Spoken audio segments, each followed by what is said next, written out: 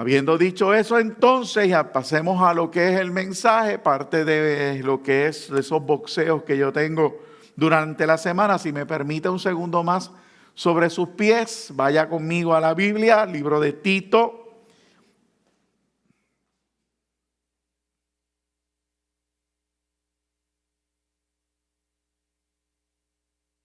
Yo fui a una iglesia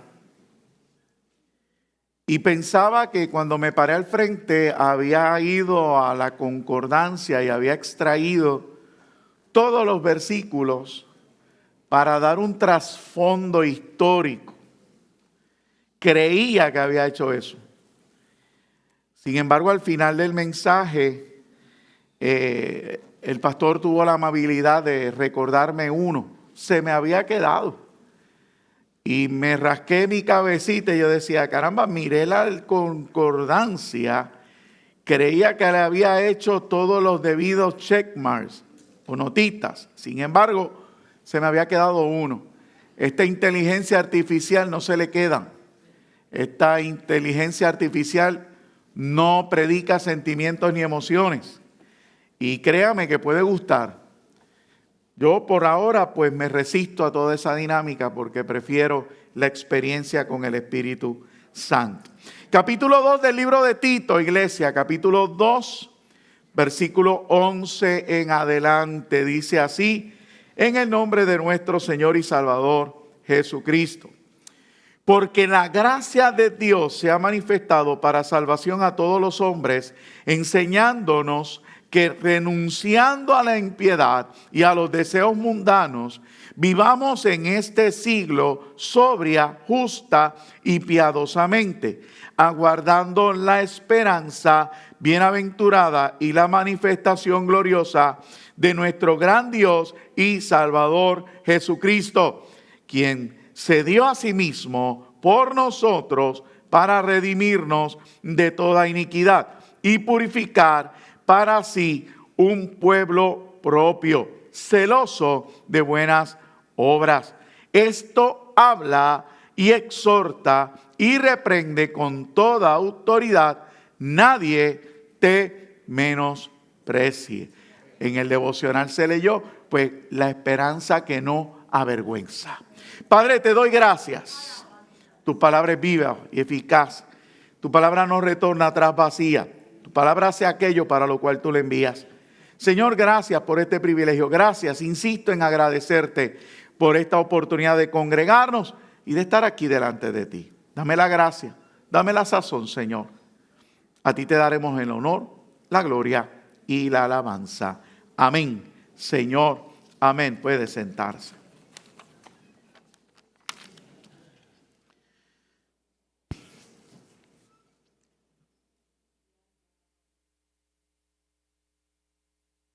Nos paramos aquí cuando estamos, ¿verdad? Y a menos que estemos viajando, a menos que haya enfermedad, a menos que ocurra algo. Nos paramos aquí esperando enseñar y la humanidad, como he dicho anteriormente, se inmiscuye y queremos traer eso que pueda provocar una sonrisa, eso que pueda provocar una exclamación en cada uno de nosotros. Sin embargo, conviene obedecer a Dios antes que a los hombres y traer lo que dice el Señor. Debo de entonces, o me requiere a mí, esa esperanza del agricultor, el saber que una palabra sembrada tarde o temprano dará fruto. Y como no se trata entonces de lo que yo quiero, sino de lo que Dios desea, esta semana fue interesante porque cada oportunidad que tuve pensando en el mensaje comenzaba de la siguiente manera. Y me decía, recuerda algo que has dicho muchas veces a la iglesia y que parte, ¿verdad?, que provoca bromas y sonrisas en nosotros. Me dijo que empezara hablando de recoger la cama. No sepas ni complázcame con la sonrisa que pensaba que provocaría en usted. Esta mañana volvía sobre el detalle y volvía, Señor, vamos, nos sometemos. Lo que yo quiero predicar hoy, que puede ser resumen de todo un año, como siempre hago, se puede resumir en recoger una cama. Recoger una cama conlleva, y ahí era que yo buscaba, conlleva un mandato. Yo me tengo que mandar a mí mismo. Yo me tengo que mandar a mí mismo. Es una de las instrucciones más simples. Es una de las instrucciones más simples. Levántate y no salgas hasta que no recojas la cama. No voy a hablar de los cuartos. Me complacieron. Conlleva, además de esa instrucción que me doy, ese mandato que me doy, conlleva entonces disciplina a lo que yo me propongo. Conlleva disciplina a lo que yo me propongo o a lo que yo me ordené. ¿Ok? Y aquí viene lo interesante de por qué este principio, el de recoger la cama, es tan importante. ¿Por qué? Porque es el único lugar, a menos que usted esté de vacaciones, y hoy déjenme explicarlo, es el único lugar que usted en el mismo día va a regresar. Usted da una orden a sí mismo para que haga una serie de instrucciones, una serie de pasos. ¿Por qué? Porque a la noche usted regresa a ese sitio para descansar. Quiere decir que el recoger una cama va a ayudarme para cuando yo regrese. Yo decía, Señor, entonces por eso es que nos gustan las vacaciones. Pues claro, si usted se levanta y deja como está, porque alguien se lo va a recoger durante el día. A menos que usted ponga una notita en la puerta que diga, do not disturb.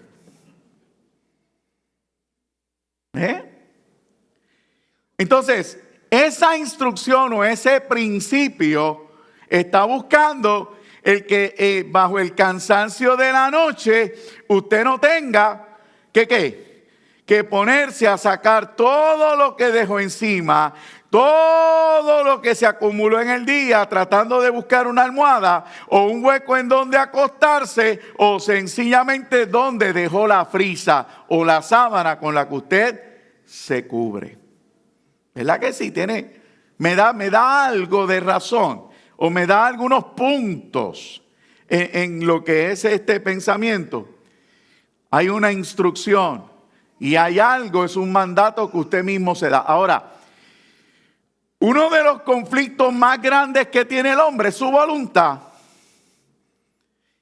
Y no voy a decir habemos papa, pero voy a decir habemos unos que no obedecemos ni lo que nosotros mismos nos mandamos.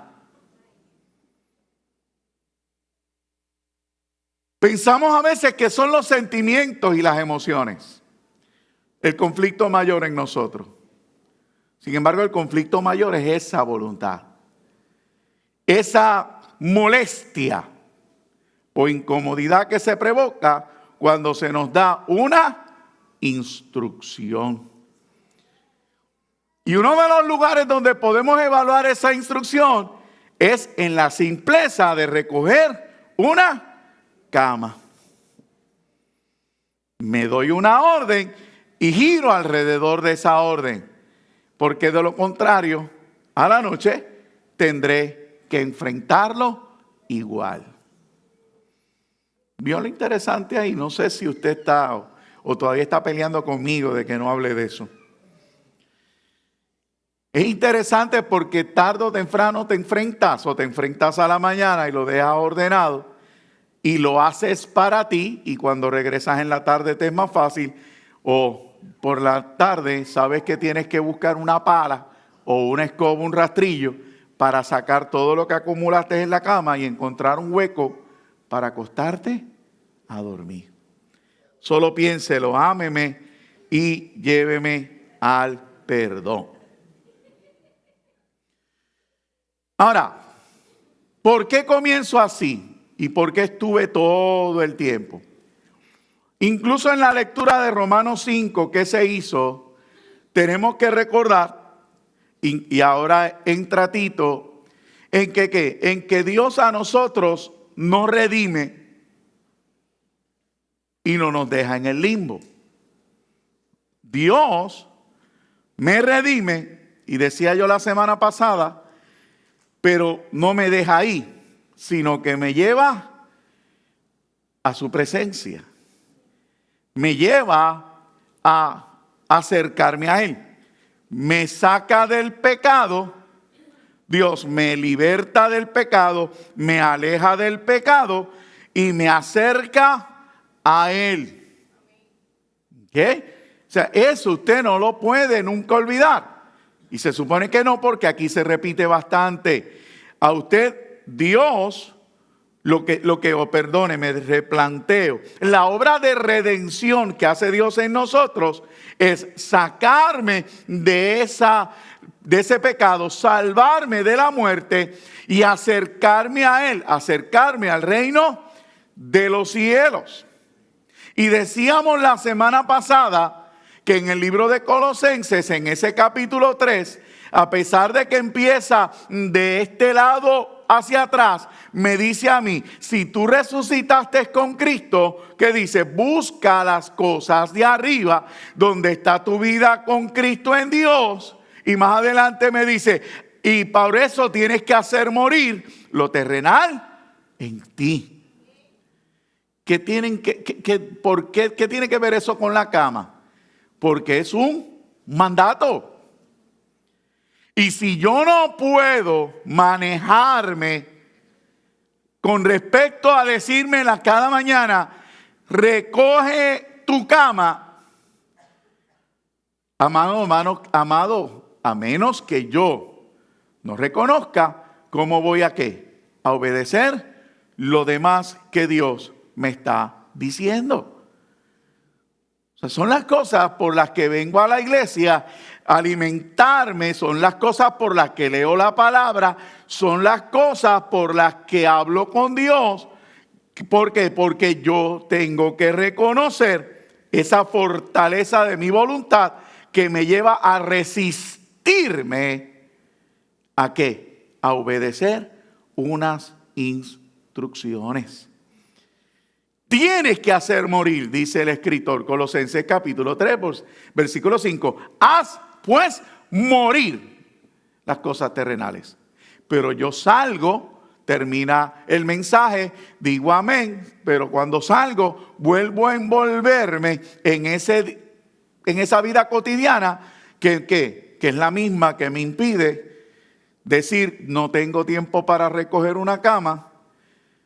Independientemente a la noche, antes de acostarme, tenga que enfrentarlo.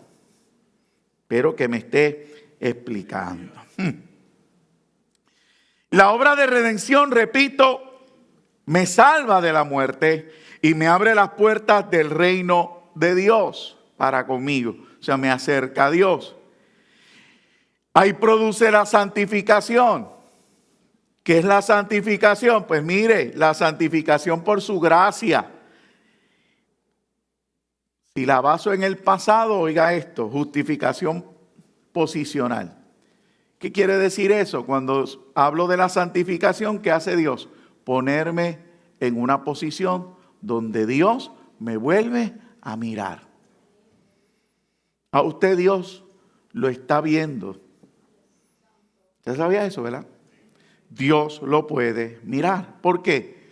Por la justificación provocada por nuestra santificación. A Dios a mí no me mira porque yo me he visto bien. Y total, yo no me he visto, me visten mis hijos y mi esposa. Pero Dios no me mira porque yo pueda ser el mejor que hablo, o el que predica, o porque Él me use. Dios no me mira por eso. Dios me está mirando porque a través de la redención me sacó del pecado, me acercó a Él y lo primero que hace es mirarme a través de Jesucristo. Así que Dios me está viendo. Lo otro que ocurre en la santificación, en el presente, Dios empieza a corregir lo que está torcido y a restaurar lo que ya pasó. O sea, Dios empieza a arreglar las cosas, no respecto del pecado, sino respecto a mi naturaleza. Algo que hemos bautizado, ¿cómo? Yo lo he bautizado como mis capas, donde Dios me va confrontando con mi naturaleza pecaminosa. Mire algo que en estos días podía aprender y me llamó mucho la atención. En la lectura que hago diaria me toca el libro de Job. Y usted sabe que el libro de Job es bien controversial. Hoy por hoy muchos predicadores lo han sacado de la Biblia. No, yo lo dejo ahí porque ahí está y hay que leerlo y aprender de él. Y vemos a un Job, ¿verdad?, que desde un principio se nos dice que en él no fue hallado pecado. Sin embargo, cuando leemos el libro, vemos a un Job justificándose delante del Señor y tratando de entender y razonar lo que le está pasando. Cuando vemos el final del libro, Dios hace un comentario. Dios dice, ¿quiénes son estos que oscurecen la sabiduría? Está hablando con Job y comienza a confrontar a Job y comienza a decirle, Job, ¿viste esto? Job, ¿viste aquello? Job, ¿viste todo lo que he creado? Y uno se tiene que preguntar qué Dios está haciendo. A través de la prueba Dios estaba rompiendo el orgullo de Job. Sin embargo, lo estoy diciendo o lo estoy incluyendo en mi sermón porque Dios no le dice que eso es pecado. No es un pecado que comete Job. Es algo que está en su naturaleza pecaminosa. Y hay un Dios que está empeñado ¿en qué? En santificarnos. Y nos lleva a escenarios que no nos gusta, como le sucedió a Job, hasta rompernos. ¿Y qué le dice a Job al final? De oídas te había oído, mas ahora mis ojos te ven. Por más que yo pensé que estaba bien, todo se trataba de ti. Dios quiere glorificarse en nuestras vidas y necesitamos comprenderlo. La santificación futura, hablando de los tres estados, ¿qué espera? ¿Qué nos espera? La perfección. ¿Dónde? En el cielo. Hasta que lleguéis a la estatura de Cristo. ¿Y dónde va a ser eso? Cuando suene esa trompeta y nos vayamos con el Señor. Eventos como ese no nos deben de asustar. Eventos como el que puse ahí nos deben de decir, Cristo viene. Esto se está acabando. Porque ¿sabe qué? Puede que yo le esté diciendo que no lo vea, pero ya puede haber otros provocando esos escenarios en su entorno, en sus vidas. Pueden haber ya otros pastores diciendo, pues si el hermano fulano le salió bien el poner un mensaje hecho por la computadora, pues yo también lo puedo hacer porque a fin de cuentas lo que yo deseo es predicar la palabra de Dios. Cristo viene, iglesia, y por eso es la insistencia en este tipo de mensaje, donde la invitación es a que nosotros enfrentemos nuestra realidad que tanto evadimos. Ahora, me saca del pecado, me acerca a Él, me ve diferente, se va perfeccionando en mí, y al final de cuentas me dice, te voy a llevar a mi presencia para que estés delante de mí por la eternidad. Ahora, Tito, ¿qué tiene que ver Tito conmigo aquí? Dice, porque la gracia de Dios se ha manifestado para salvación a todos los hombres, ya lo expliqué, regresando aquí. Y me dice dos cosas, enseñándonos que renunciando, me enfoca Tito, me está insistiendo en que haga lo que Pablo dice: haz morir lo terrenal en ti. Me dice: renuncia a la piedad y a los deseos mundanos.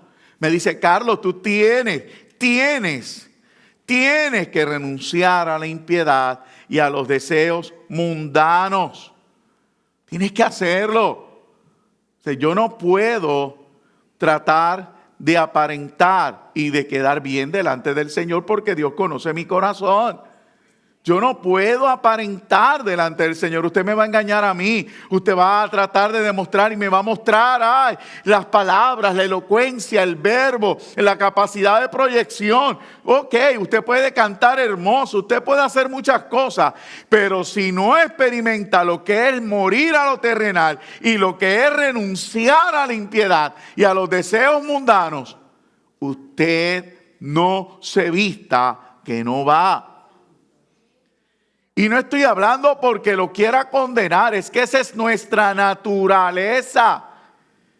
Por eso es que Dios me está diciendo: cuando te acerco a mí, te voy a comenzar a ver diferente para poder santificarme en ti, para poder arrancar esas cosas, esa naturaleza, ese orgullo, esa prepotencia, ese individualismo. O sea, yo quiero perfeccionarme en ti. ¿Para qué? Para que llegues al cielo. Al fin de cuentas, ese es el plan. Ahora, ¿qué yo dije que pasó con la cama? ¿Qué me enseñó la cama? Que mi naturaleza me dice que no obedezca ni a mí mismo. Mira, eso no te conviene comértelo. De algo me tengo que morir.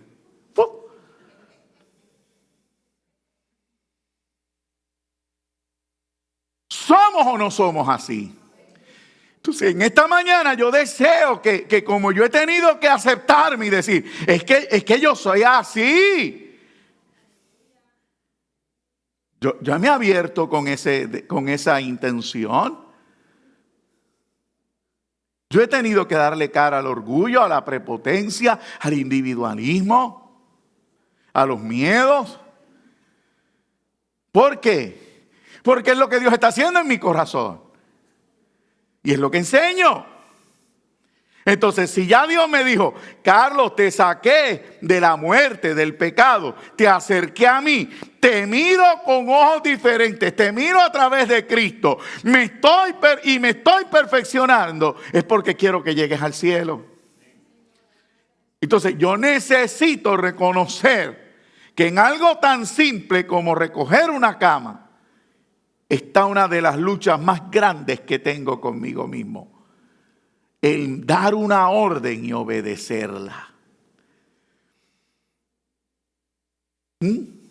Bueno, espero que sí que se esté entendiendo. Sí, pastor. Ahora, él sigue diciendo: voy a renunciar. ¿A qué? A la impiedad y a los deseos. Me voy a quedar en el aire. Me voy a quedar en el aire, me voy a quedar flotando. No, me dice: vas a renunciar a esto y vas a vivir de esta manera. Entonces, lo más fácil a la hora de una crisis es quedarse en la lalandia. ¿Sabe lo que es la lalandia? Ese lugar de inercia donde usted no se mueve, donde las horas pasan y usted no reacciona porque de continuo se queda embobinando. Perdona, pero yo me he visto ahí diciendo: tengo que hacer esto. Tengo que hacer esto otro. Coqui. Nos vemos así. Entonces Dios te está diciendo: tú tienes que renunciar, tú tienes que abandonar esto, pero no te me puedes quedar ahí, tienes que vivir. Y ese vivir conlleva una orden. Y esa orden me la tengo que dar yo. ¿Por qué? Porque ya Dios la escribió. Yo no puedo esperar que un ángel se me siente al lado y me diga: Carlos, tienes que vivir diferente ahora. No, la orden me la doy yo. Yo tengo que obedecer algo y decirme, te dejas de changuería y comienzas a vivir diferente. No solamente me dice que viva, sino me dice que aguarde. Y se leyó ahorita que estamos esperando, tenemos una esperanza que no avergüenza.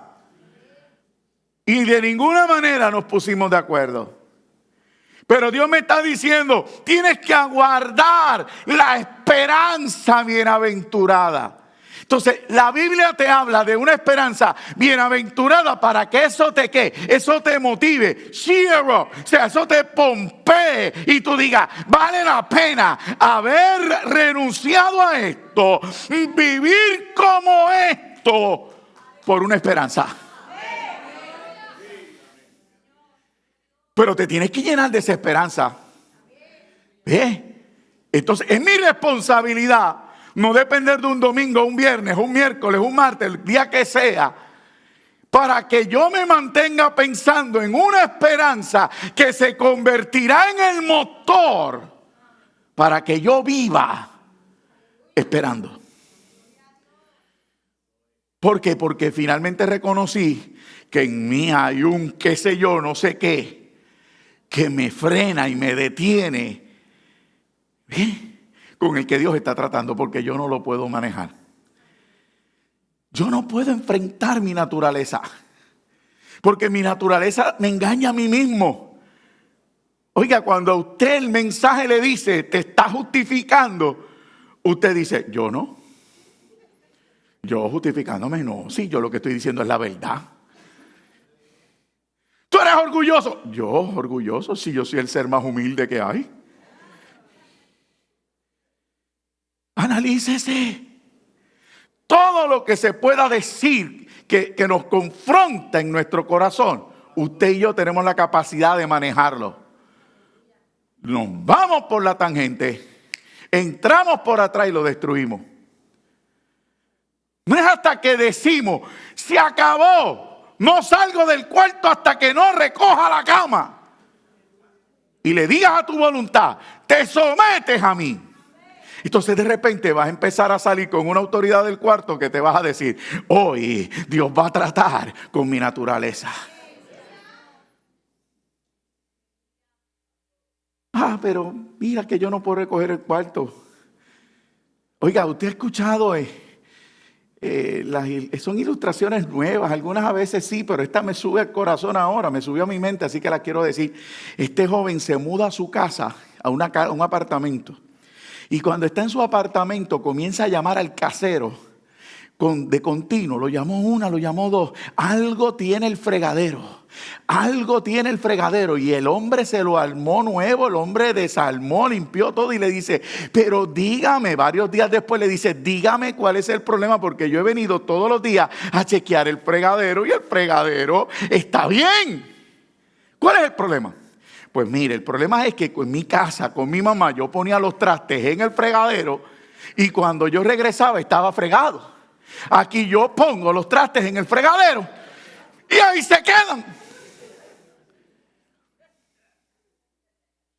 Estamos tan mal acostumbrados que estamos esperando que Dios sea el que se meta y resuelva mi naturaleza por mí.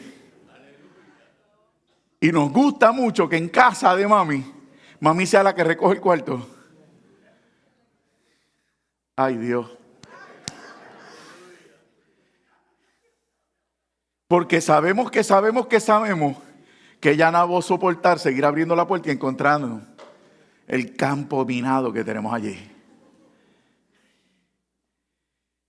¿Qué es lo interesante del asunto? ¿Cuál es lo interesante del asunto? Y permítame, perdóneme, yo le dije que tuve un conflicto toda la semana, pero decía, pero ¿por qué tú me quieres ahí? Ahí no voy a ser agradable a 2 o 3.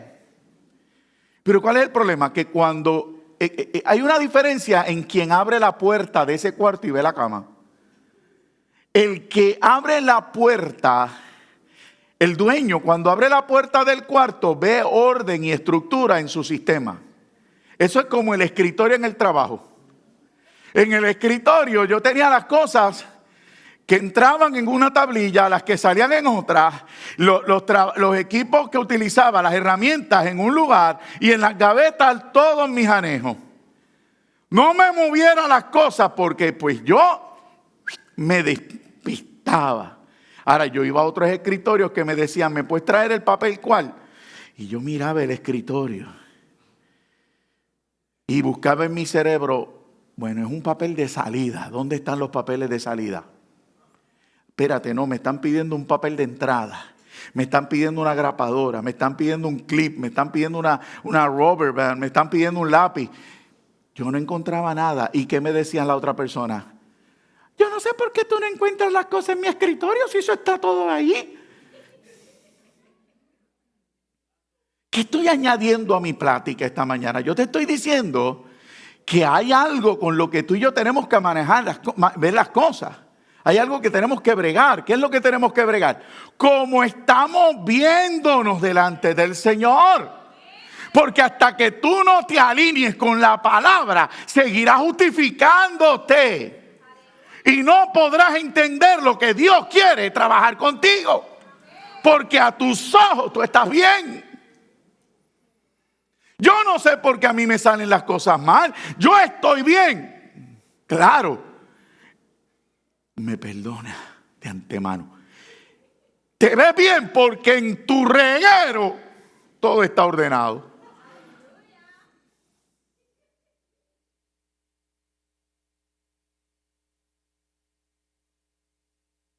Una de las cosas que hizo el mundo en este tiempo fue decir que las personas ordenadas éramos enfermos.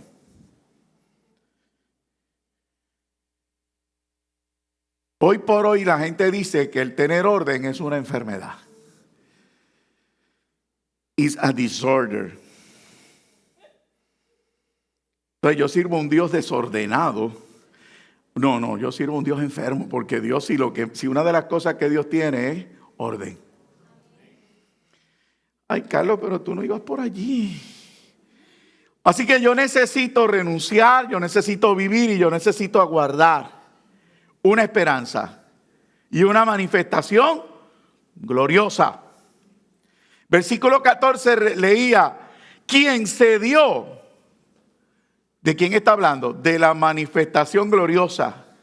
Hay una promesa que el que tú y yo hemos creído, que nos redimió y que nos salvó y que nos santifica, un día le veremos tal como Él, como es Él. Ok, yo no sé si eso a usted se le pudiera hacer una imagen en su mente de lo que acabamos de leer. Dice la Escritura que yo he creído algo que no he visto, algo que no he palpado, algo que no he conocido, pero por cuanto lo he creído, se me ha prometido que un día lo veré tal como es. ¿Y sabe algo? Eso también sirve para empujar una carreta, porque si algo yo quiero ver, es a Jesús. Es al Cristo. A ese que se apareció traspasando paredes. Después que resucitó, es más, al que venció la muerte.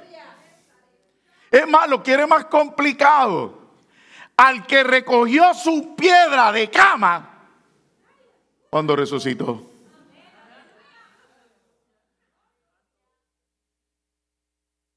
Hoy la gente quiere dejarnos saber, es que el lienzo estaba doblado. El lienzo estaba doblado porque dice la teología cultural que Él va a volver. Yo creo que ese principio ya debería de callarnos y hacernos arrepentirnos, porque yo estoy diciéndote, recoge tu cama antes de salir, porque cuando regreses a la noche, cuando regreses más tarde, lo tendrás que hacer. Y la Biblia dice que el que resucitó, pues dejó eso allí recogido. Piense lo que estamos diciendo, iglesia. Ahora, él sigue diciendo que esa esperanza gloriosa o manifestación gloriosa de Jesucristo, que se dio a sí mismo por nosotros para redimirnos, vuelvo a resumir, para redimirnos y purificar para sí un pueblo propio, celoso de buenas obras. Y me dice, y ahí es donde yo quizás tengo que seguir trabajando conmigo, esto habla, exhorta y reprende con toda autoridad. O sea, se nos está dando una instrucción y ahora no es Pablo, el apóstol a los gentiles, ahora no es Pedro, quizás el principal del concilio, ahora es Tito, y Tito está diciendo, mira, Pablo le está diciendo a Tito, Tito, yo necesito que tú creas esto y que tú lo prediques, lo exhortes con toda autoridad y que nadie te menosprecie. Que nadie te menosprecie. Más adelante en el capítulo 3, y permítame seguir, el versículo 5 y 6, vuelve Pablo a revelarle a Tito, para que Tito siga con su ministerio. Le dice, mira, quien nos salvó, hablando del versículo anterior 4, o leámoslo desde el 4 para no añadir frases resumidas. Pero cuando se manifestó la bondad de Dios, nuestro Salvador, y su amor para con los hombres, nos salvó no por obras de justicia que nosotros hubiéramos hecho, sino por su misericordia, por el lavamiento de la regeneración y por la renovación en el Espíritu Santo, el cual derramó en nosotros abundantemente por Jesucristo, nuestro Salvador. Y sigue explicando el tema. ¿Qué me está diciendo aquí ahora? ¿O qué me añade que yo puedo decir? Yo le estoy diciendo a usted, necesito renunciar a algo, morir a algo, porque Dios me redimió de aquí. Yo tengo que imitarlo. Señor, tú me sacaste de aquí, yo tengo ahora que morir y yo tengo que renunciar. Hay gente que quiere servir a Dios desde allí y eso no se puede. Ahora, Dios me dice, ahora te planté aquí, en el reino de los cielos. Ahí yo decía la semana pasada que Dios nos bendice con toda bendición espiritual, porque nos sentó con Cristo en las regiones celestes. Dios me sentó aquí, me dice, Carlos, siéntate aquí. Y yo estoy sentadito aquí con toda bendición espiritual. Ahí estamos, sentados. ¡Qué bueno! Y ahí Dios me bendice. Me bendice, dije, porque me justifica. Me mira a través de Cristo. Me bendice porque progresivamente se va perfeccionando. ¿Por qué me bendice? Porque me promete una esperanza gloriosa de estar en su presencia por la eternidad. Perfecto. Y yo dije que ahora tengo que bregar con mi voluntad, con lo que se conoce en España, Castilla la Vieja, my will, mi voluntad. ¿Por qué? Porque ella se resiste a obedecerme. Ahí ahora yo me alimento con la palabra. Y yo sigo leyendo la palabra, y yo sigo leyendo la palabra. Y me encuentro un versículo como el que acabo de leer ahora. Capítulo 3, versículo 5. Que dice que Dios, por su Espíritu, me está ¿qué? Regenerando y renovando. Regenerar es volverme al principio de lo que yo era. Pero no de lo que yo era cuando salí del vientre de mi madre, sino cuando Dios me creó allá en el Edén. Dios me dice, yo te voy a llevar a como el principio. Te voy a regenerar. Voy a regresarte a aquel sitio. Antes de que el hombre cayera de la gracia. ¿Qué más me va a hacer? Te voy a renovar. ¿Qué Dios va a hacer? No solamente me va a regenerar, volverme a eso, sino que me renueva, haciéndome entender que eso que de donde Él me sacó, se acabó. Me renueva. No, porque es que yo tengo temor de que yo siga comportándome como me comportaba antes. Dios te está diciendo, no solamente te ubico aquí como al principio, sino que te voy a renovar. Yo te voy a renovar. Se supone que en la medida en que yo lea la palabra, o sea, en la medida en que yo recoja mi cama, yo voy a tener la capacidad de pensar diferente, de hacer las cosas diferentes, de comportarme de manera diferente, de conducirme de manera diferente. Porque cuando Dios me sentó, donde me sentó, me está diciendo, yo te renuevo. Me estoy explicando, iglesia. Yo necesito eso. Entonces yo no leo por complacer a un pastor, yo no leo por rutina, yo no leo porque sí, yo leo porque hay una esperanza que me dice, yo quiero que llegues a donde quiero que llegues y quiero que veas a aquel que te salvó, en quien tú has creído, y mientras eso ocurre, tienes que ir renovándote. Mientras tanto seguimos peleando. Mijo, recogiste la cama antes de irte. Ay, mami, deja esa chavienda que yo...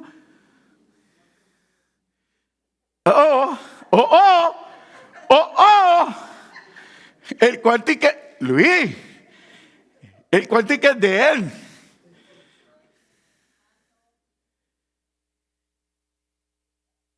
Yo no sabía que había mucha gente pagando renta. Ay, ay, ay. ¿Voy o no voy? Estamos enfrentando una de las cosas más difíciles en el ser humano. Ahora, mencioné a Job, ¿se acuerdan? Mencioné a Job. ¿Y qué dije de Job? Que fue confrontado en su naturaleza y vivió lo que vivió, no porque estuviera pecando, sino para poder identificar en él eso de la naturaleza que Dios quería romper, como hace con cada uno de nosotros. Yo mencioné la semana pasada que la pastora estuvo el domingo anterior diciéndole a una iglesia que confíe, que confíe, que confíe. O sea, Dios nos estaba diciendo, donde estás ahora, tienes que aprender a confiar. Pero para aprender a confiar, mi voluntad se tiene que rendir. Y yo me quedé pendiente y yo decía, Señor, si no fuiste claro, nos decías a través de su mensaje, confía iglesia, confía iglesia, confía iglesia. Para confiar tengo que rendir mi voluntad a aquello en lo que confío. ¿Y sabe cuál es una verdad que le podemos añadir a nuestro sermón en esta mañana? ¿Saben quién usted confía? En usted nada más. Cuando hablamos de confianza, a veces nos confundimos porque cuando decimos que confiamos, estamos confiando en nosotros, en nuestras capacidades, en nuestra instrucción, en nuestra experiencia. Entonces Dios nos tiene que ¿qué? Nos tiene que revolcar el nido. Tiene que rompernos para que lo primero que hagamos es identificar. Ahí. Si yo toda la vida he dicho que confío en Dios, pero en quien estoy confiando es en mí. En quien me he valido es en mí. Ahora tengo que aprender a confiar en Él. Entonces, ¿qué estoy diciendo? Señor, me quedé aquí. Me quedé aquí porque cuando yo no te servía, en quien yo confiaba era en mi habilidad. Es más, citamos la Biblia. Maldito el hombre que confía en otro hombre. Confiábamos en nosotros. Pero ahora Dios me dice, renuncia y muere a lo terrenal. ¿Por qué, Señor? Porque te he sentado en lugares celestes y te he bendecido. Ahora quiero que confíes en mí. Y ahí está. Y lo voy a decir porque lo he tratado de evitar, pero ahí está el proceso. Ahí está. Aquí estoy ahora switchando. Confío en mí, pero es que yo no puedo hacer eso. Pero es que Dios se equivoca. Oiga ahora el argumento, oiga ahora el conflicto. Porque es que Dios me dice, Dios me hace un llamado al ministerio. Pero es que yo no sirvo para el ministerio, yo no puedo con ese ministerio. No, Dios se equivocó conmigo. ¿En quién está puesta tu confianza? En ti. ¿Y qué Dios está haciendo? Que mientras te bendice aquí y te dice, mírame a mí, Tú estás peleando. No, pero es que Dios no me puede hablar. No, al ministerio yo. Y sigue la maraña.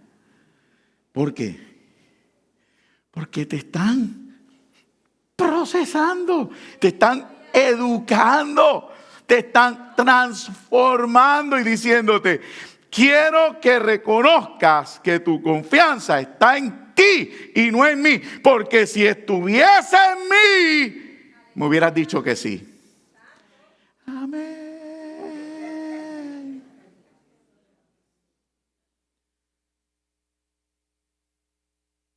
Ay. Ahora, tengo que confiar en Él. Yo usé varios reyes la semana pasada. Yo les dije, y si no lo dije, lo digo ahora, porque hubo muchos datos que omití. El segundo libro de Crónicas es un libro que habla de las relaciones de los reyes con Dios, más que sus logros como rey.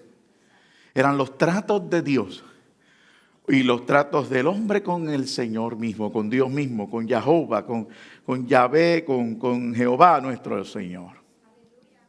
Y eso es algo que hay que prestarle atención. Y dije que el primero de ellos que yo quise escoger, luego que pasa David y Salomón, que son los principales, que son donde el reino se desarrolla, ocurre la división. Y la división lo que está pretendiendo ver es el conflicto que hay en nosotros.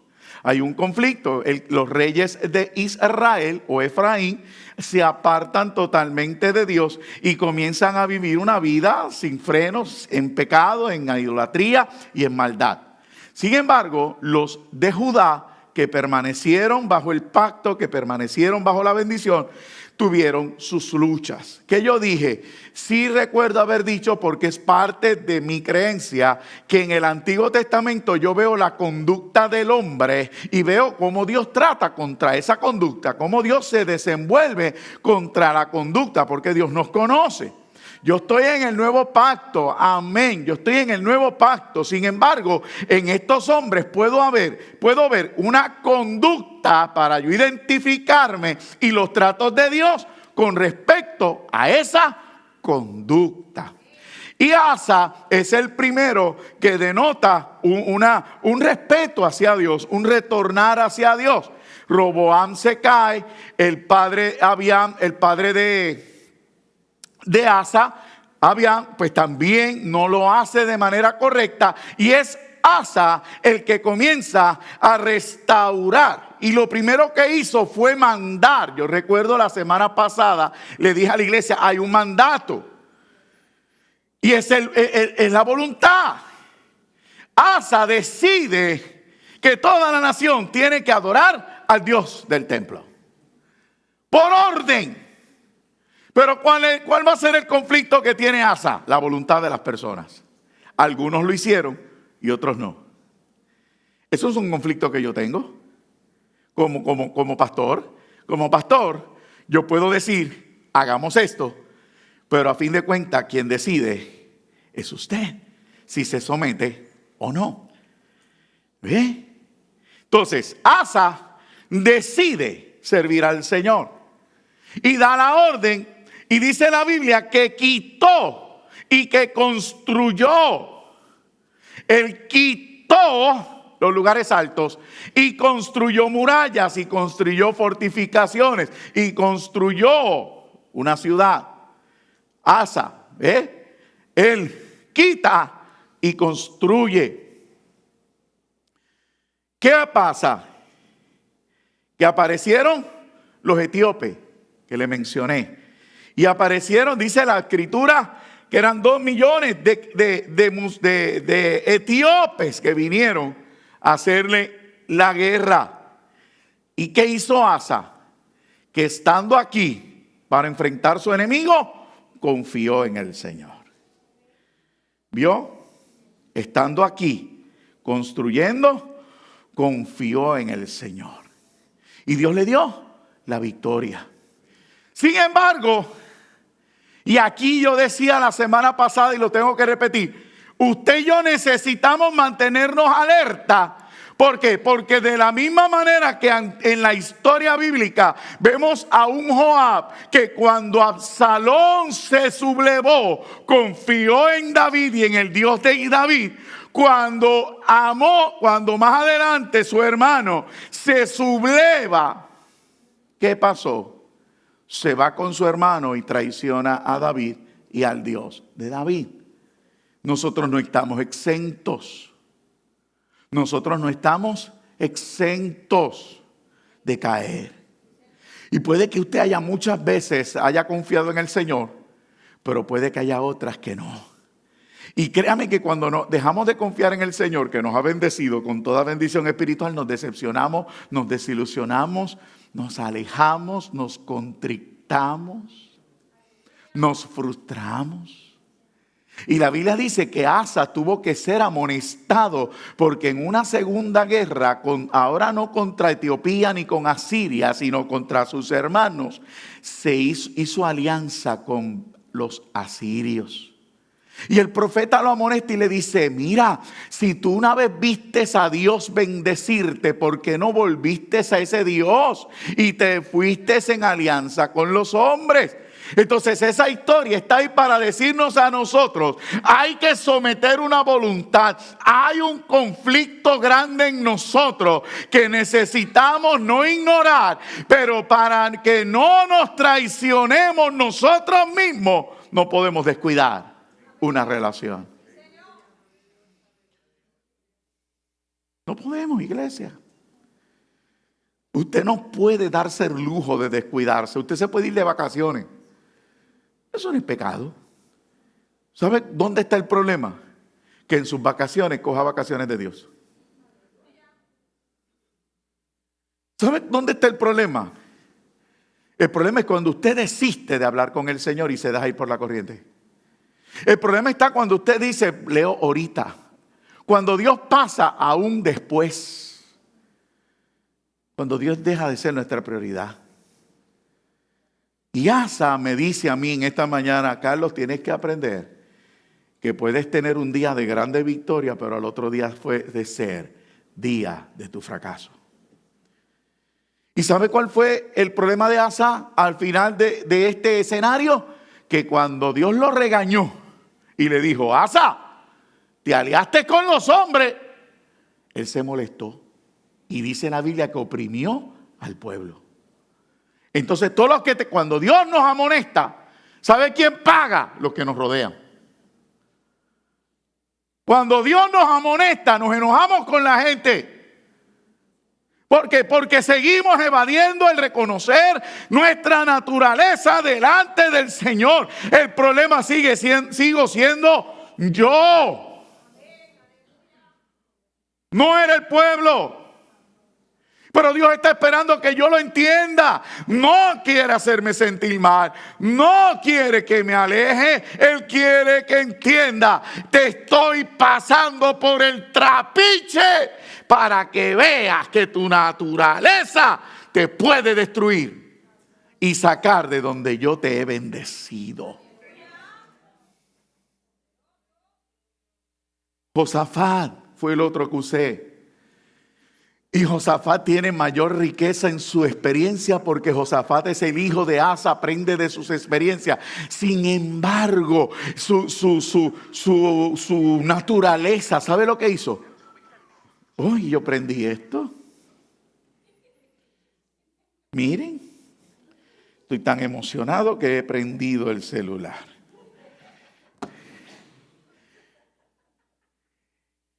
No se mojó ayer.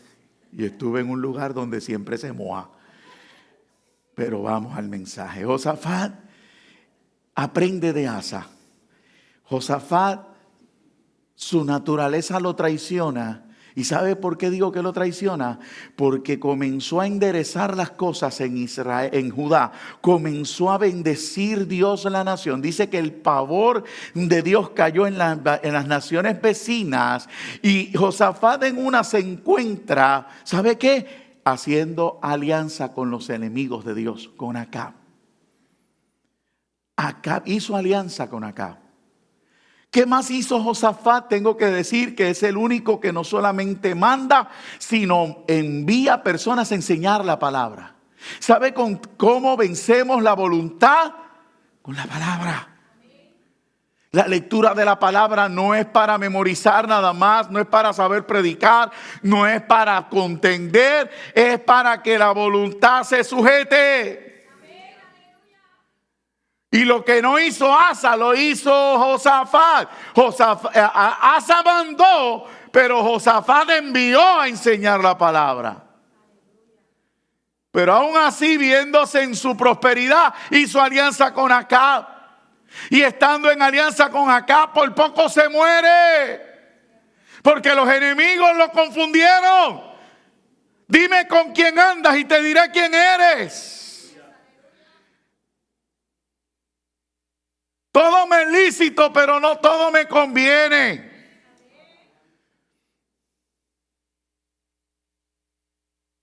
Es interesante que Dios amonesta a Josafat a través de un profeta y le dice: oye, hiciste mal en aliarte con Acab, pero has hecho tantas cosas buenas que yo te he perdonado la vida.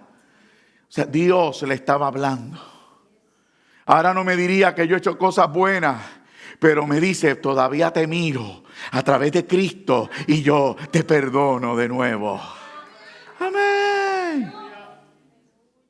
¿Sabe cuál es el problema que existe con Josafat? Otro más, déjeme seguir. Es que cuando el enemigo sabe tu debilidad, vuelve y te prueba. Porque luego de muerto Acab, Joram su hijo, en guerra contra Moab, llamó de nuevo a Josafat.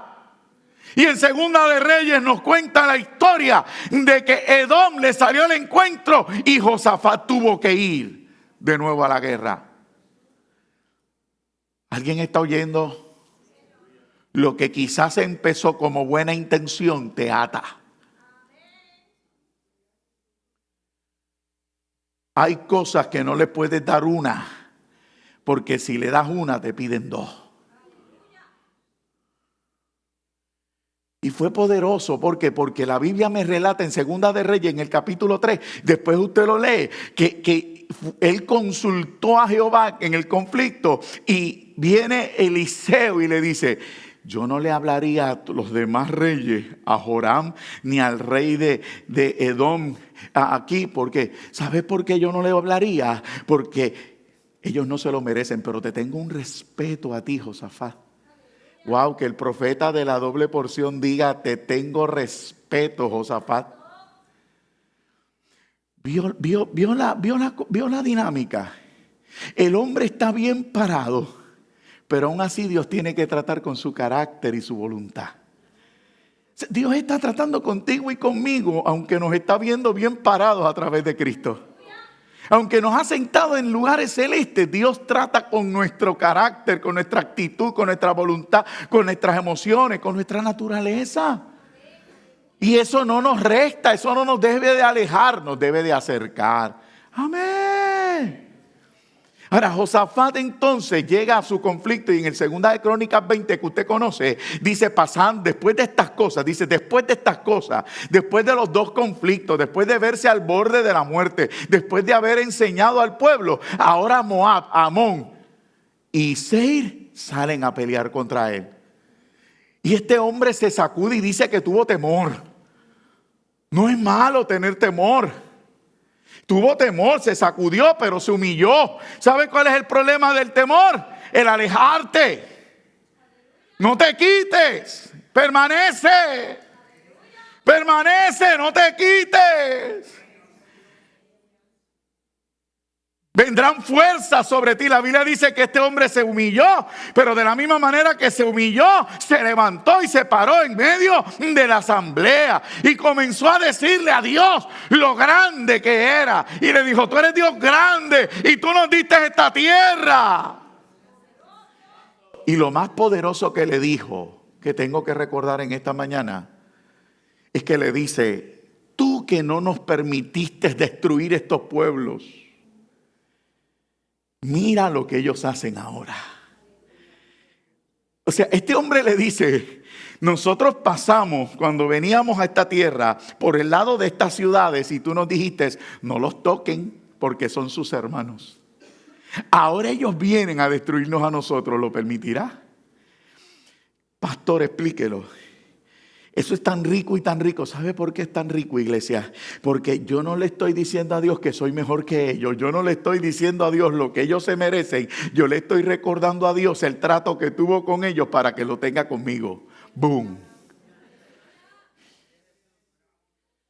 Nosotros oramos, Señor, o lo talas tú o lo talo yo. Señor, yo te presente ayuno, ¿qué vas a hacer? Túmbale la cabeza. Pero qué bonito es cuando usted le dice, ¿sabes qué? Señor, yo merecía. Yo también merecía eso. ¿Qué hizo la Biblia? ¿Qué dice la Biblia? ¿Qué cuenta la historia de Josafat? Josafat cuenta que cuando él terminó de recordarle a Dios que Dios no había permitido que aquellos fuesen destruidos, por lo tanto no debería destruirlos a ellos, se levantó un profeta y dijo, no importa lo que veas, la guerra será de Dios y no tuya. Habemos muchos cristianos, y yo los escucho diciendo que están en guerra de continuo. En guerra, en guerra, en guerra, en guerra, en guerra, en guerra, en guerra, en guerra contra el diablo, en guerra contra el diablo. No, amado. Muchas veces la guerra es contra nosotros mismos. Y Josafat comienza a asumir una postura de rey correcta, humillándose. Y la Biblia le contesta y dice la que Dios le contestó y que el profeta le contestó, no habrá para que vosotros peleéis, mía es la pelea, mía es la guerra, mío es el conflicto. Y Dios le dice a una iglesia en esta mañana, tú, mío es el conflicto. Sencillamente confía en mí que estoy procesando, estoy trabajando con tu carácter, estoy trabajando con tu voluntad, estoy tratando contigo. No es que el enemigo es más grande que tú, no es que soy injusto, no es que me olvidé, no es que no prometo y no cumplo, no. Lo que te he prometido lo verás, pero estoy trabajando contigo en donde tú estás trabajando conmigo. No es allá en el lugar de muerte, es acá en el lugar de vida. Dios está trabajando contigo en el lugar donde te ha bendecido. Cambie su actitud. Y por más grande que vea a su enemigo, no crea que está vencido. La Biblia me dice a mí, son 3 reyes. Y lo dije así la semana pasada. Pero intercalé a quién, si usted se acuerda, a Joás. Y Joás hizo algo que mientras sirvió, mientras su sacerdote, el sumo sacerdote Joiada, que tanto lo ayudó, tanto le ayudó y lo levantó y lo protegió y le entregó el reino, él le fue fiel a Dios. Hay personas que mientras todo está bien, son fieles. Voy a decirlo más. Hay personas mientras yo les sirvo, son fieles. Hay personas que mientras usted los ayuda, son fieles. Pero cuando usted falla, cuando usted se muere, ellos cambian. Y dice la Biblia que mientras fue fiel y Joiada estaba con él, él restauró la casa de Dios. ¿Alguien comprende? Entonces, no es salir a conquistar. O sea, tú no puedes conquistar lo que te rodea hasta que no te conquiste en tu interior. Hoy, ¿cuál es la teología de hoy? Hoy, esto no es templo, esto es un edificio. El templo soy yo. Perfecto. Si tú crees eso, conquístate a ti mismo primero. Porque para que todo salga bien, la casa tiene que ser restaurada. Pero la teología la estoy acomodando a lo que me conviene. Si no me quiero someter a una estructura, el templo soy yo. Perfecto, si el templo eres tú, conquístate a ti mismo. Y restaura el templo. Restaura el templo.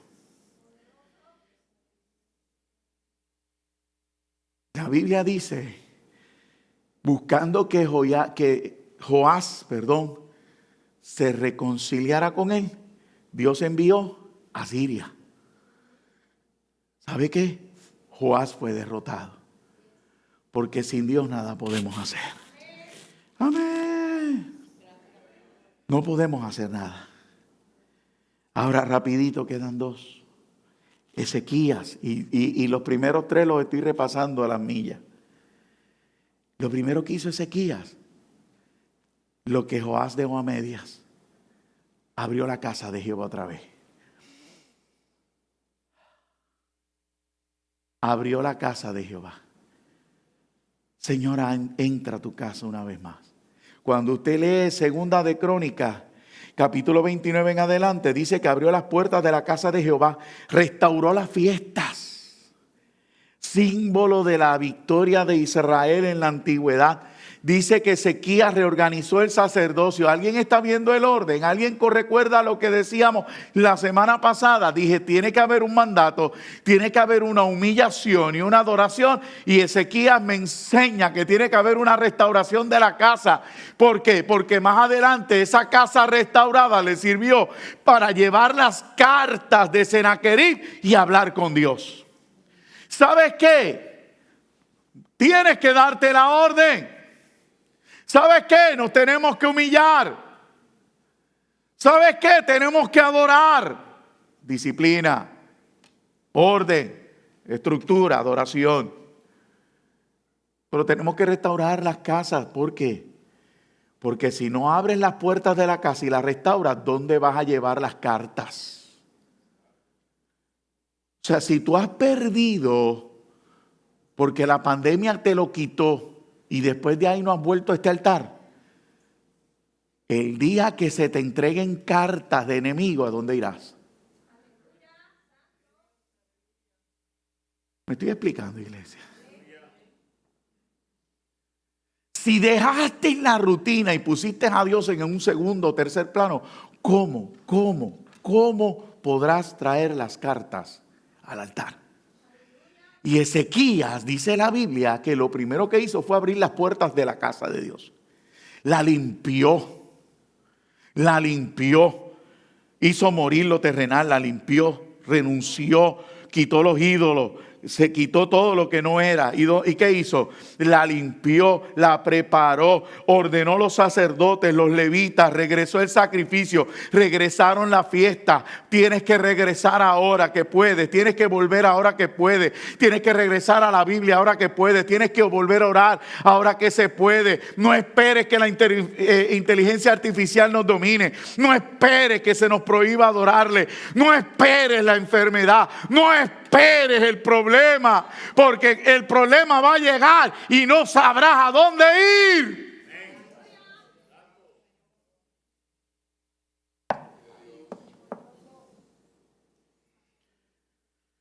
Necesitamos entender estas cosas. No puede seguir habiendo excusas en nosotros. Es que me tengo que levantar a las 3. Es que usted no entiende que yo me duermo. Es que yo tengo trabajo. Es el tráfico. Es la responsabilidad. No tendrás excusa delante de Dios.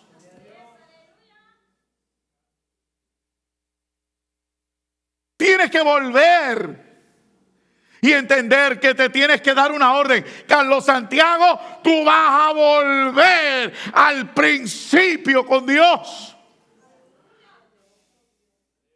Carlos Santiago, tú te vas a humillar otra vez.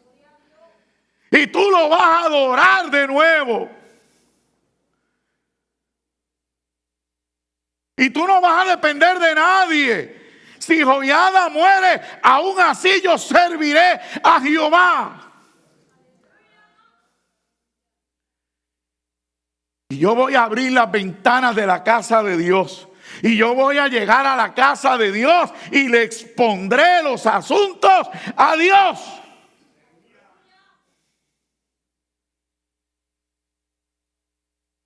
termino con uno. Hay un rey que al final del libro de Crónicas, ya termino, me demuestra lo hermoso de estar bendecido con toda bendición espiritual en las regiones celestes. Es uno que me enseña que vale la pena recoger la cama. Vale la pena recoger la cama. Vale la pena que yo en esta noche regrese y me encuentre mi frisa doblada. Porque sencillamente la estiraré. Vale la pena encontrar mi pijama en una esquina donde no voy a tener que rebuscar.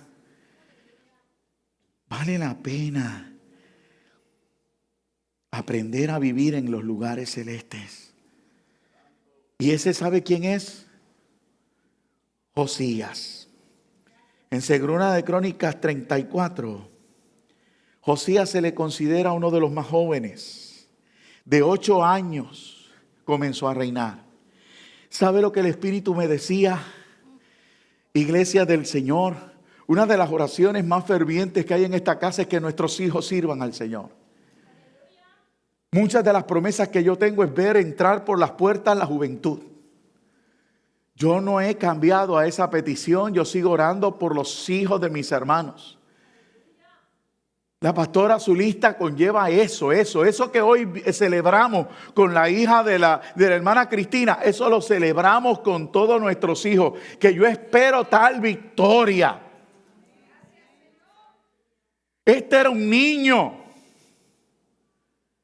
pero aparentemente su abuelo Ezequías y lo que aportaron los demás provocó una actitud en este joven, lo alcanzó.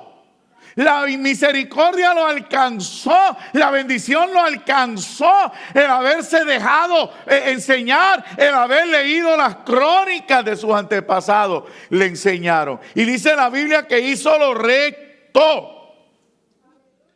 Y dice la Biblia que reparó la casa de Jehová que su abuelo había abierto.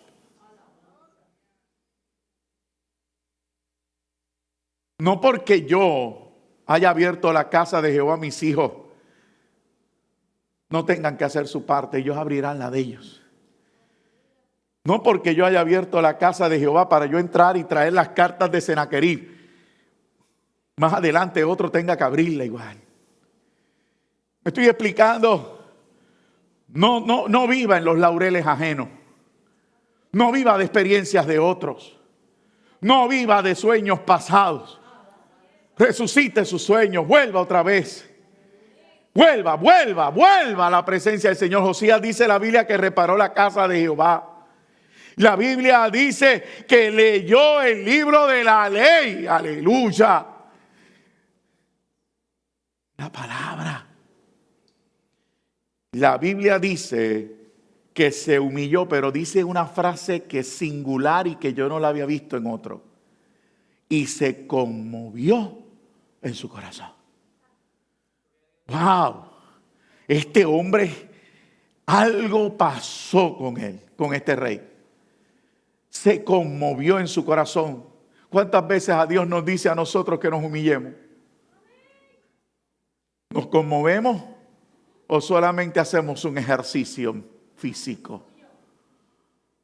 Pastor, ¿qué es un ejercicio físico? Bajar la cabeza, te arrodillas o te pones de pie. Porque algunos se quedan sentados y mirando para el techo. De repente dice la Biblia que cuando leyó la palabra se conmovió en su corazón. Evidencia, Segunda de Crónicas 35 dice algo. Y yo quisiera cerrar que usted lo lea conmigo y ver el significado. Segunda de Crónicas 35, yo dije que acabé antes que me miren. Porque me parece que hay una unción de recoger camas en esta iglesia en este día. Me parece que sí. En el capítulo 35.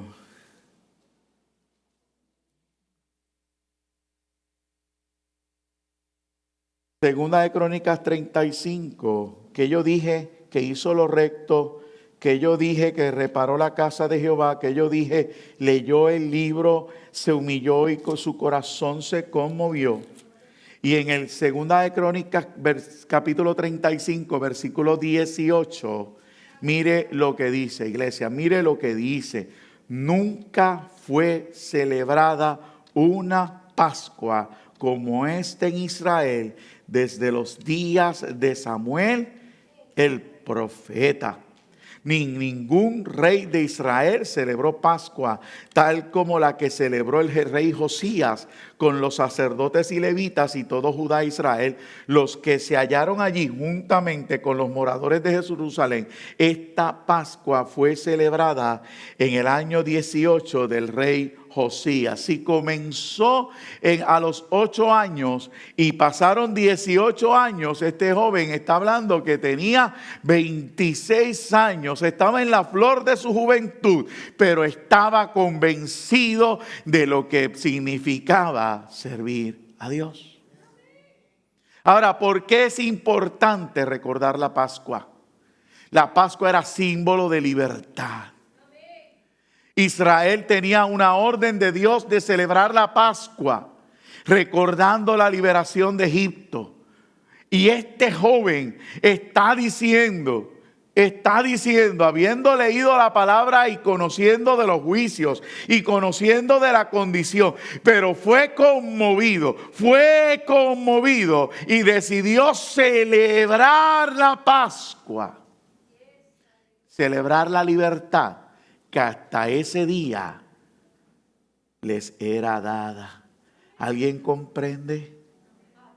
Cuando tú te enfocas en las razones correctas, de tu interior corren ríos, brotan ríos de agua viva. De nuestro interior pueden brotar las razones correctas cuando servimos al Señor. ¿Qué hizo? Se conmovió. Hoy usted me ha escuchado. Yo terminé. Hoy usted se rió. Hoy usted puede que esté analizando el recoger una cama. Hoy usted puede haberse quedado en el video nada más. Hoy usted puede que tenga intriga, 2 o 3 tendrán intriga y van a ir a la aplicación ChatGPT y la van a bajar. Hoy algunos van a desafiar el destino y van a provocar un mensaje, no lo sé. No sé a dónde usted llegará. Pero esto dice el Señor. Esto dice el Señor. Que si proclamamos que Él es nuestro Señor y hemos creído en la experiencia que se viene sobre la iglesia, ese rapto, ese recoger la iglesia para estar con Él, si usted ha creído, permítale al Espíritu conmover su corazón.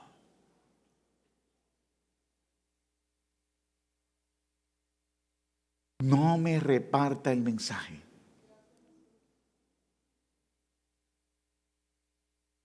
Arregle su vida.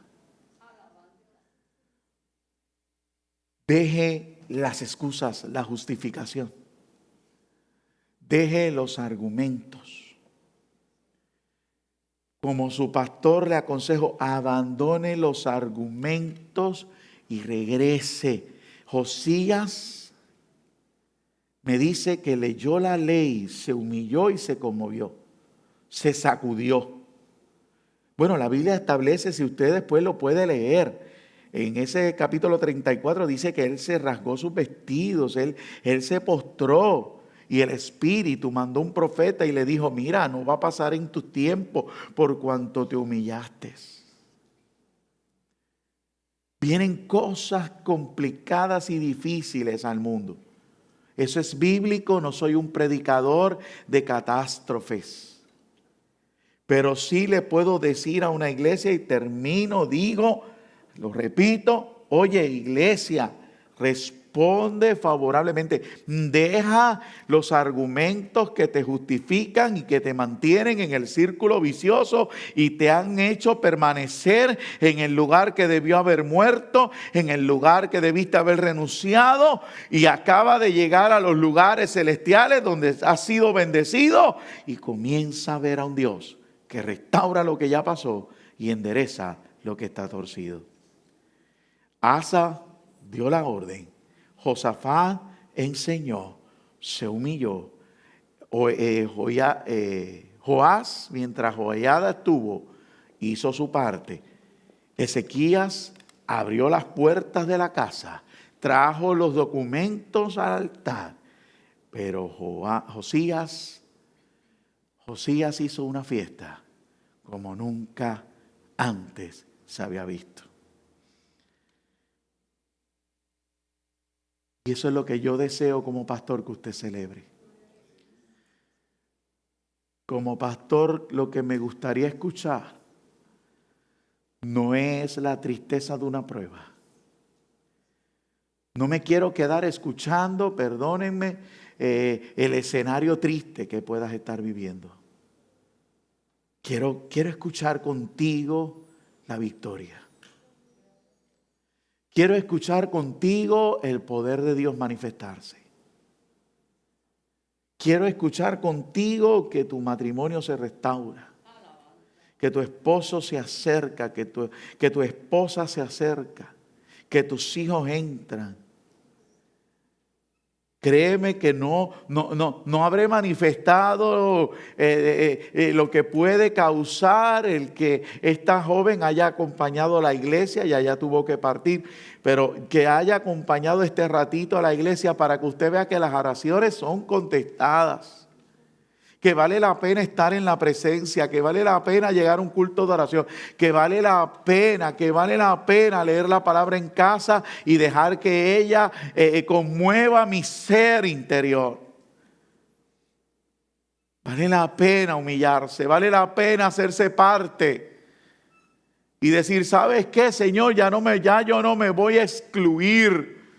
Señor, yo voy a ser parte de la situación, yo no me voy a excluir. No, que el problema es de fulano, de perencejo, no. El problema es de todos nos humillamos, todos somos restaurados.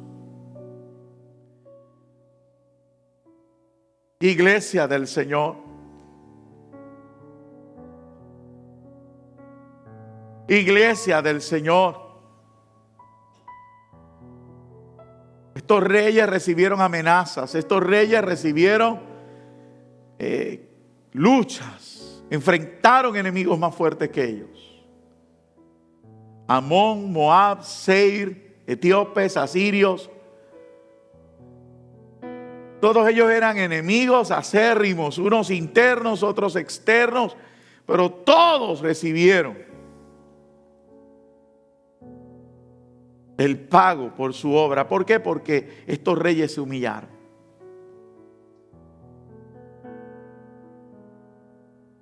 ¿Te humillas aquí conmigo hoy? Amén, pastor, sí. Pero cuando salgas, vuelve y hazlo en tu casa. Y mañana vuelve y hazlo en tu casa. Y regresa a la presencia del Señor. Y pasado mañana vuelve y te humillas. Y dejas las excusas. Y sales de aquí hoy provocando recoger esa cama, doblar ese lienzo, esa sábana, esa frisa, acomodar la almohada.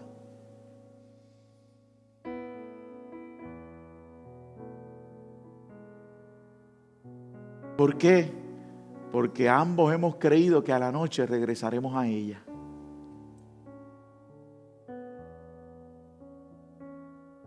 Pues yo he creído que yo voy para el cielo.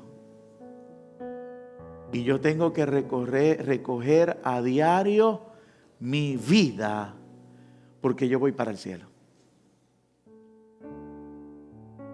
Señor, en esta mañana yo te doy gracias. He predicado tu palabra como me la diste, Señor. Aquí está la iglesia. He invitado a la misma, que solo tú conoces en su corazón, a que no reparta el mensaje. Les he invitado, Señor amado, a enfrentar esa voluntad que tanto se resiste. He repasado estos pasos de estos reyes que nos ayudan a enfrentar la voluntad, Señor. Ahora le queda a tu espíritu, que me dio el mensaje, tratar con ellos para que sea digerido y sea aplicado. Espíritu Santo, a ti te pertenecemos. Tú empiezas conmigo, Señor. Seguimos, Señor, derecho hacia adelante a conquistar lo que nos pertenece. Seguimos celebrando esa fiesta. Seguimos celebrando, Señor amado, tu victoria. Seguimos escuchando tu voz que nos dice: no habrá para que nosotros peleemos, porque tuya es la guerra.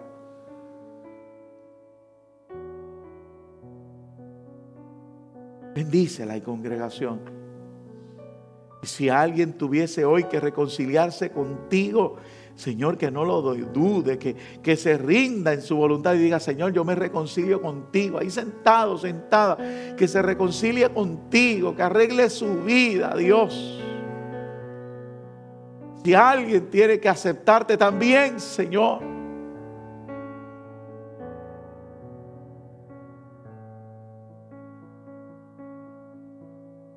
Padre, en el nombre de Jesús. Padre, en el nombre de Jesús, pon en nosotros el querer como el hacer. Pon ese querer. Sé que me gritarás a viva voz y el eco lo escucharé en mi interior. Ya lo he puesto, pero su voluntad no se rinde. Muchas crisis son para doblegar esa voluntad. Yo te he dado herramientas. Yo he puesto mi espíritu. Señor, necesitamos ese espíritu. Espíritu Santo, eres bienvenido. Espíritu Santo, bautiza nuevamente.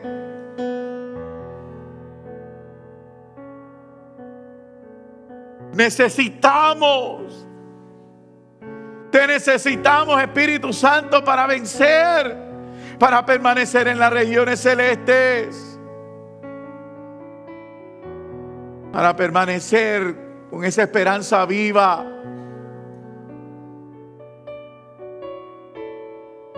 Con esa esperanza viva de que un día te veremos cara a cara, que un día estaremos en tu presencia. Ya no será por fe y gracia, sino, Señor, será una realidad. Ya no te veremos como espejo, a través del espejo, Señor, sino que te veremos cara a cara. Te veremos cara a cara, Dios, te veremos cara a cara. Te veremos, Espíritu Santo. Te necesitamos para eso. Pero ya no te invitamos, ya no te pedimos que nos llene. Espíritu Santo, hoy regresamos.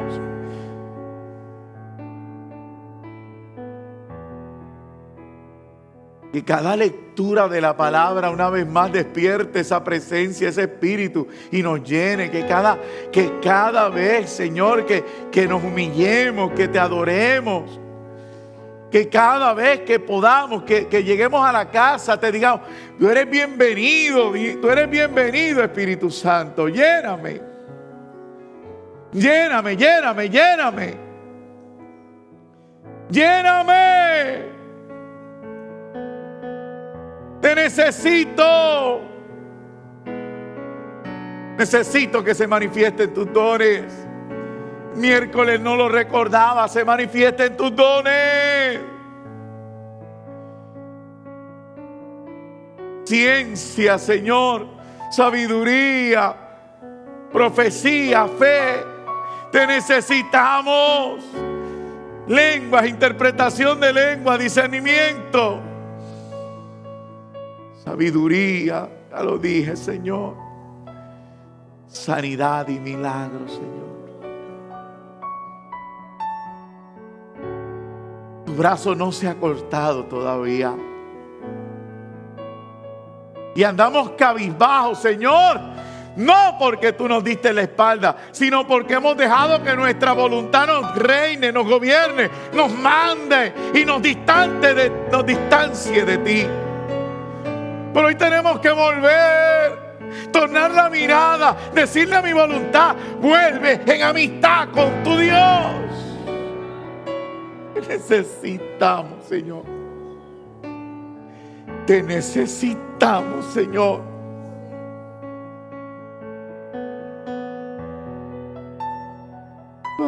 ¿Qué amas? ¿Qué amas?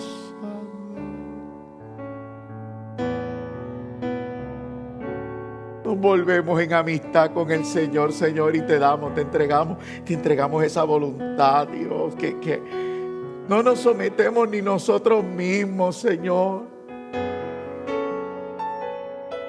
Pero tú destruiste toda obra en la cruz del Calvario. Tú venciste en la cruz del Calvario y por tu llaga fuimos nosotros curados. En ti somos más que vencedores. En ti podemos levantar nuestro rostro.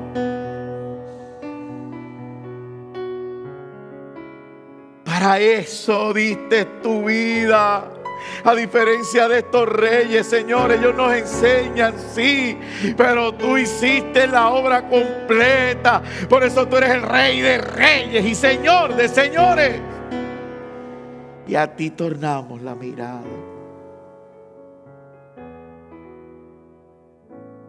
Y te fuiste, Señor, no porque quisieras irte, porque dijiste que estarías con nosotros hasta el fin, sino para enviar al otro Consolador, el Espíritu Santo, el que nos va a guiar a toda verdad y a toda justicia, el que nos ha sentado a la diestra, allí a la diestra contigo, allí en las regiones celestes, el que nos ha sentado allí junto a ti.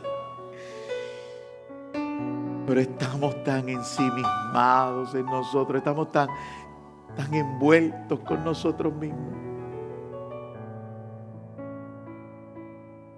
Quizás la iglesia ya quiere irse, Dios, hay un almuerzo, sí, pero Dios, perdónanos. Necesitamos el bautismo, Dios. Necesitamos que nos llene nuevamente. Necesitamos experimentar ese primer amor una vez más. Cuando llegamos por primera vez y nos abrazaste. Aquí estamos, Dios. Tuya será siempre la gloria, el honor y la alabanza, Padre. Bendito sea el Cordero de Dios. Bendice a la iglesia, Señor.